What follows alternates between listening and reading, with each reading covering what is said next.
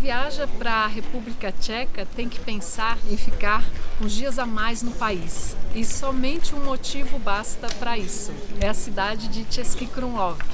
Esta cidade especial, fundada no século XIII, ainda permanece conservada e ela fica a apenas 172 quilômetros de Praga, podendo fazer um bate-volta e andar simplesmente pelas ruelas de Český Krumlov, observando os edifícios históricos e realmente sentir a atmosfera da cidade faz pensar que você está em outra época.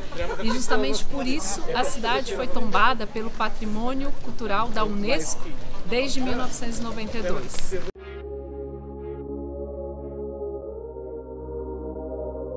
Sou Raquel Rezende, jornalista e autora do blog Praga Boêmia, há 8 anos no ar com conteúdos de turismo e cerveja aqui na República Tcheca. E neste vídeo eu vou te mostrar 8 atrações dessa cidade que é considerada a pérola da Boêmia. Então vamos lá explorar comigo? O complexo do castelo de Český Krumlov é o segundo maior da República Tcheca, ficando atrás apenas do castelo de Praga. Começou a ser construído em 1253 em cima de uma rocha que está acima do rio Moldava. Os interiores preservados da robusta construção de origem gótica, a decoração renascentista, os palácios e edifícios barrocos e o belíssimo jardim do castelo têm precioso valor histórico e arquitetônico. O desenvolvimento do castelo e da cidade estão ligados com famílias nobres da região da Boêmia.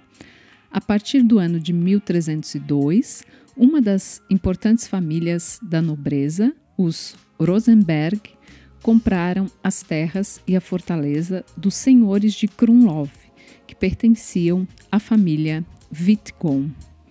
Os Rosenberg transformaram a fortaleza em um importante centro administrativo na região. O brasão da família, formado por 5 pétalas de rosa, está espalhado em diversos pontos importantes da cidade. As rosas simbolizam o período de florescimento dos Rosenberg.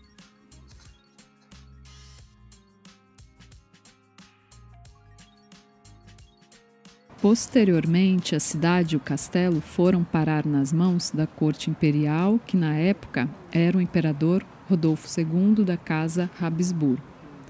A era dos Eggenberg na história da cidade começa em 1622, quando Johann Eggenberg recebe o direito de administrar a cidade pela lealdade da família à coroa imperial durante a Guerra dos 30 Anos. Um dos maiores legados deixados por eles foi a construção do Teatro Barroco, erguido em 1680.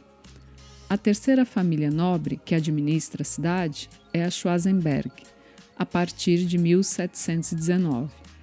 Eles fizeram um extenso projeto de renovação em estilo rococó no castelo e também no Teatro Barroco. Em 1766, o Teatro do Castelo passou por restauração, permanecendo até hoje conservado.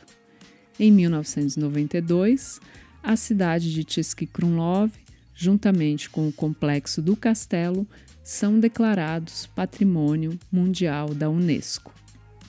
Estou aqui no complexo do castelo de Český Krumlov, que tem 40 edifícios palacianos históricos divididos em 5 pátios. E os edifícios são dos séculos XVI, XVIII e XIX. E você pode conhecer os interiores dos palácios fazendo os tours aqui oferecidos internamente. A torre mais imponente que se vê no horizonte de Český Krumlov tem 6 andares com 162 degraus.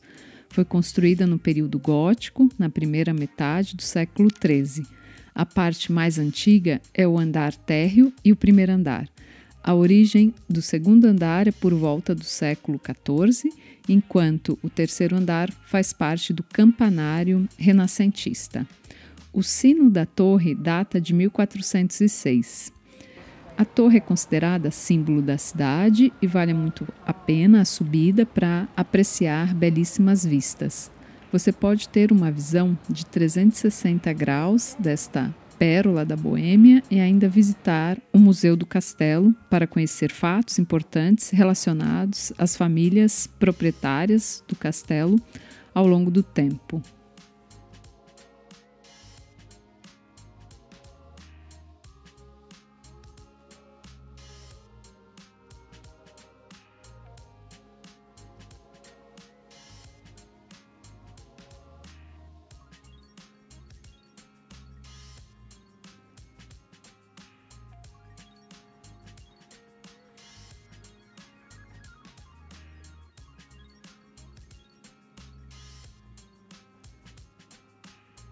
A praça principal aqui de Český Krumlov vale a pena passar mais um tempo observando as casas, né, dispostas em formato quadrangular da praça, que marca bem a origem medieval da cidade. Então, sugiro visitar aqui a praça principal, claro, você vai cruzar por ela, e sugiro ficar mais um tempo observando cada detalhe de suas construções. Um dos edifícios que chama atenção é a sede da Câmara Municipal, pela fachada criada no início do século XVII por meio da união de dois edifícios góticos mais antigos. Há 4 brasões pintados na fachada. O primeiro da esquerda é o da família Eggenberg, o segundo é o brasão da República Tcheca, seguido pelo da família Schwarzenberg. E mais abaixo está o brasão da cidade de Český Krumlov. Ainda na Praça da Concórdia, você vai ver a Coluna da Peste, que foi construída entre 1714 e 1716 em memória das vítimas da epidemia que atingiu a cidade durante os anos de 1680 a 1682. Mais tarde, em 1843, uma fonte de 6 lados foi construída ao redor da Coluna da Peste para substituir uma fonte mais antiga, erguida no século XVI, para distribuir água pela cidade. A fonte é decorada com esculturas de santos e protetores da região, e no topo você vai observar a escultura dedicada à Virgem Maria. A Igreja de São Vito, em Český Krumlov, é um importante exemplo da arquitetura gótica tardia, construída entre 1407 e 1439, com modificações posteriores. Em 1995, ela foi declarada Patrimônio Cultural Nacional. A Igreja de São Vito é uma construção de 3 naves, erguida sobre os alicerces de um edifício mais antigo, do ano de 1309. O portal de entrada, em estilo gótico, foi construído em 1410. Nos séculos 17 e 18, a igreja continuou a ser ampliada e modificada. A tradição de produzir cerveja da cervejaria de Český Krumlov, anteriormente chamada de Eggenberg, começa junto com a fundação da cidade no século XIII. Mais tarde ganhou impulso com o reinado do último dos Rosenberg. Em 1662, toda a cidade e a cervejaria passaram a pertencer a outra família nobre, os Eggenbergs. A casa onde atualmente funciona a cervejaria era propriedade de uma dessas famílias nobres.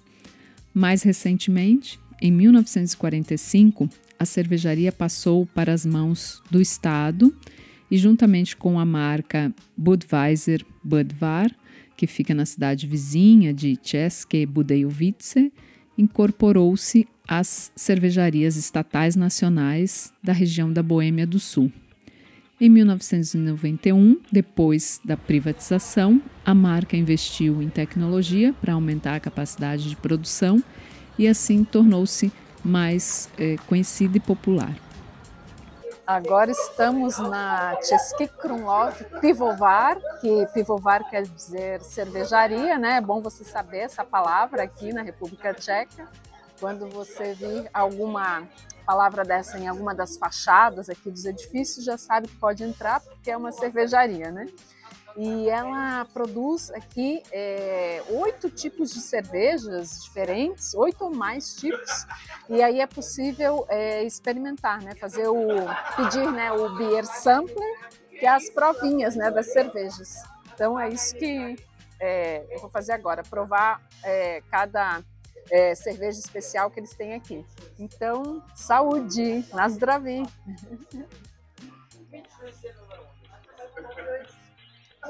Essa única rua e também bairro chamado Latran tem uma história peculiar, pois no passado não pertencia à área da cidade onde a alta sociedade morava.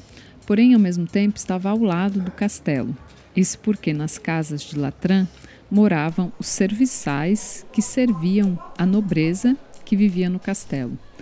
Mais tarde, um engenheiro que era funcionário do escritório administrativo das propriedades dos Schwarzenberg mandou construir na rua uma casa para ele morar. Isso criou oportunidade para que outras casas burguesas começassem a ser construídas. O passeio pela rua é interessante para observar a disposição das casas, os detalhes arquitetônicos e as referências às famílias nobres que ali viveram e tiveram seus reinados na cidade. A rota começa na bonita ponte de madeira que cruza o rio e tem uma cruz bem no meio dela, e termina na Torre de Budejovicka. E o percurso tem cerca de 2 quilômetros e vale muito a pena chegar até o final do trajeto para ver a Torre de Budejovicka. Caminhar pelo ricamente ornamentado jardim do castelo é uma atração à parte. Construído em estilo barroco no século XVII, o jardim tem decoração rococó, uma fonte em cascata, um teatro de verão giratório e também uma casa de verão. Se conseguir percorrer toda a extensão do jardim, você vai chegar em uma lagoa em formato quadrangular. O jardim funciona de abril a outubro e o passeio vale muito a pena. Desde o século XVI, a família dos Rosenberg começou a criar ursos no castelo. Isso começou pelo fato dos Rosenberg aspirarem ser parentes de uma nobre família italiana de nome Orsini, na qual o nome Horsa significa urso.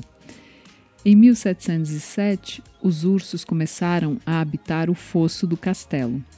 Passou-se um longo período sem ursos no local e somente em 1857 que um dos Schwarzenberg comprou um casal de ursos da Transilvânia.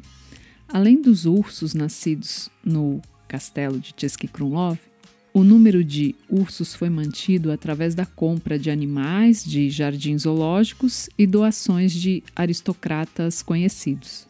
Atualmente, há 4 ursos mantidos no fosso. Os mais velhos, Voke e Katerina, e seus 2 filhotes, Daxi e Hubert. A administração do castelo de Český Krumlov admite que as condições atuais em que os ursos vivem estão longe de ser ideais. Por isso, estão em campanha para reformar a área e um estudo de renovação está em desenvolvimento para melhorar as condições de vida dos ursos. Se perder nas ruazinhas de Český Krumlov é uma das atrações mais incríveis da cidade. Então, não tenha medo de andar, explorar e entrar naquelas autênticas ruelas medievais, mesmo à noite. Observe as casas, seus detalhes e se permita ficar em silêncio. Assim, talvez você consiga imaginar que foi teletransportada para outra época. Isso é Český Krumlov. Basta apenas sentir a atmosfera da cidade.